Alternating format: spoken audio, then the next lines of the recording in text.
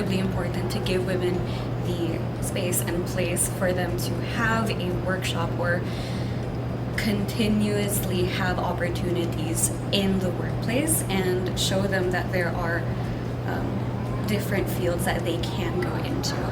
As somebody who was a STEM student back in high school, I think it's especially rare to see women in STEM, and I see that more and more as I teach STEM students now, that I'm a teacher, of course.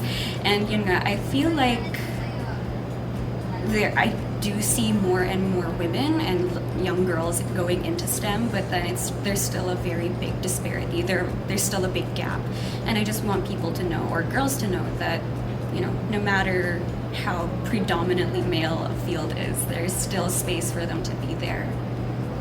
Always stand up for what you believe in. Never let anybody talk down to you. Never let anybody talk down to you. Even if it's something you really want, go after it. Don't let anybody tell you no for it.